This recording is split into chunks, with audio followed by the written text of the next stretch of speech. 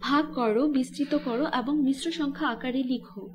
আমাদের আছে 2 সমস্ত 4 ভাগের 1 ভাগ ভাগ 1 সমস্ত 4 ভাগের 3। যেহেতু এগুলো মিশ্র আকারে আছে, প্রথমে আমাদেরকে ভগ্নাংশগুলোকে অপ্রকৃত ভগ্নাংশ আকারে লিখতে হবে। তো আমরা 2 সমস্ত 4 ভাগের 1 দ্বারা শুরু করি। তো আমাদের কাছে 4 হর হিসেবে থাকবে এবং লব আকারে বসবে 9। অর্থাৎ কিভাবে পেলাম? 4 দুগুণী 8 যোগ 1 9। আমরা পেলাম 9 ভাগ 4।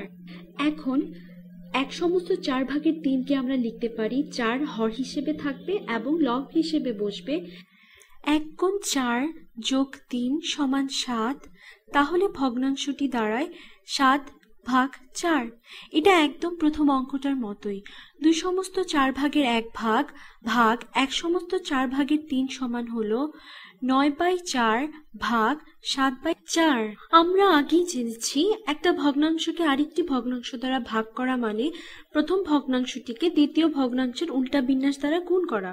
অর্থাৎ তাহলে এটা দাঁড়ায় 9/4 গুণ 7/4 এর উল্টা বিন্যাস হলো 4/7। এখানে আমরা ভাগকে গুণ দ্বারা বদলালাম এবং 7/4কে উল্টা করে 4/7 লিখলাম। তুমি এদেরকে সাধারণভাবে গুণ করতে পারো। 9 গুণ 4 সমান হলো 36 আর 4 গুণ 7 সমান হলো 28। এরপর তুমি একে ছোট আকারে লিখতে পারো অথবা তুমি এখানেই কাটাকাটি করে নিতে পারো। এটা সহজ হবে। আমাদের এখানে লবে 4 আছে ও হরেও 4 আছে। চলো এদেরকে আমরা 4 দিয়ে কাটাকাটি করি। 4 ভাগ 4 সমান 1 এবং 4 ভাগ 4 সমান 1।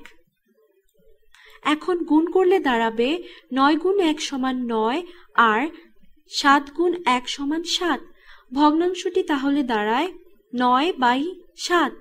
আমরা আমাদের ভগ্নাংশটি পেয়ে গেছি, কিন্তু এটা অপ্রকৃত আকারে লেখা আছে, কিন্তু আমাদেরকে মিশ্র আকারে লিখতে বলা হয়েছে। তাই মিশ্র আকারে লেখার জন্য আমার মনে হয় তোমরা এটা মনে মনেই করতে পারবে, যেহেতু অনেকগুলো অঙ্ক করেছি আমরা।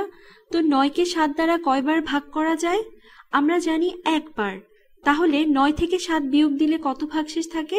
ভাগশেষ থাকে 2। তাহলে সংখ্যাটা লেখা যায় 1 সমস্ত 7 ভাগের 2 এবং হয়ে গেল। এটাই উত্তর।